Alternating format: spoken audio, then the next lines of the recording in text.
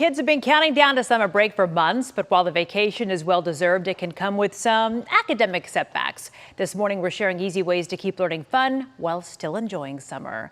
Here to explain is the CEO of Communities in Schools Dallas Region, Dr. Summer Rose. Good morning. Good morning, Kara. How are you? I'm great. Well, talk to us about Communities in Schools and the organization's role here in Dallas. Yes.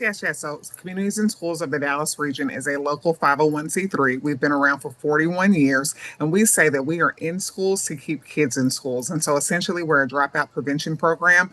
We place highly trained individuals on school campuses that have the highest needs, and we provide intervention every day.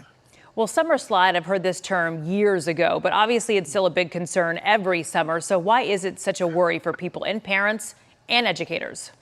Yes, well, and so in general, it's always been an issue because the intervention and that daily instruction, they're not having that happen over the summer. And so now what we're seeing is that, some of our kids have less access to summer enrichment opportunities across Dallas. And so when that is the case, they don't have access to camps, tutoring, or travel.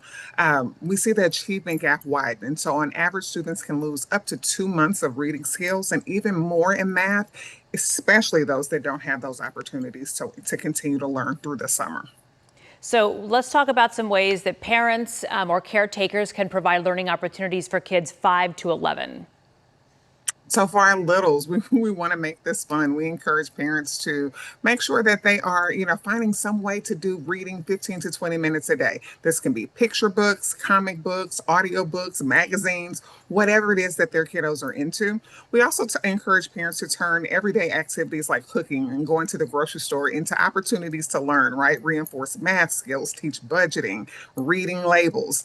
We also encourage screen-free activities like puzzles and board games, journaling, building projects, outdoor exploration. Remember, like going outside, right? Like those things help to strengthen problem solving and creative thinking and social skills amongst our kids. Okay, now we've got the 5 to 11s covered, 12 to 18, a different story. Let's talk about balancing structure with some independence. Absolutely. And that's it right there, Kara, is really trying to balance that structure with independence as they are growing into themselves as young adults. We want, as parents to help them set a personal learning goal. This could be something like reading a certain number of books, creating a new hobby or learning a new skill, exploring a career interest, something like that. And we really want to make sure that we're connecting the learning at that age to real life interests, encouraging activities like internships and volunteering. So if we've got a kiddo that knows that they want to be a veterinarian, why don't we have them volunteer down at our local animal shelter so that we're building both skills and purpose?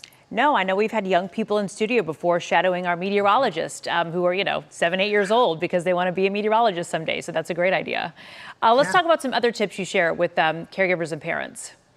Yeah. So, even though this is the summertime and we absolutely want the kids to break, the adults also need a break. We also want to just find those small ways that we can continue to learn. But then also, as we get ready to shift back into learning, transition back into school, making sure that parents are taking some advanced preparation. So 2 to 3 weeks out, starting to gradually shift back to the routines, shift the sleep schedules back, the eating schedules back, depending on, whether or not their kid is going to buy lunch or bring lunch, just making sure that all of those things are worked out the weeks leading up so that we can kind of get rid of those first day of school jitters for our kiddos. Dr. Rose, great to hear from you with Communities in Schools. We appreciate it and have a wonderful summer. Thank you for having me.